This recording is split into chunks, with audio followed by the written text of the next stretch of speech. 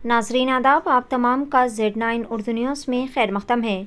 बतारीख़ 7 दिसंबर को jubilee hills check post की मसरूफ़ तरीन सड़क पर दो कारों के दरमियान भयानक पैमाने पर तसादुम हो गया, जिसके नतीजे में दोनों कारें तबाह हो गई और कार में सफ़र करने वाले 4 अफराद शदीद तौर पर ज़ख्मी हो गए। इत्तला के साथ ही जुबली हिल्स पुलिस ने मौके पर पहुंचकर एक मुकदमा दर्ज करते हुए मज़ीद तफ्तीश शुरू कर दी और ज़ख्मियों को बग़र्ज़ इलाज दवाखाना मुंतकिल कर दिया गया। इस हादसे की वजह से मसरूफ़ तरीन सड़क पर बड़े पैमाने पर ट्रैफिक जैम का मसला देखा गया, जिसकी वजह से मुसाफिरीन को काफ़ी देर तक ट्रैफिक जैम में फंसे रहना पड़ा। अहलकारों ने फौरी तौर पर ट्रैफिक को क्लियर करने के भी काम किए।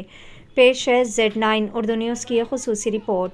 मज़ीद ताज़ा तरीन ख़बरों से जुड़े रहने के लिए चैनल को लाइक करें, शेयर करें, फॉलो ज़रूर करें।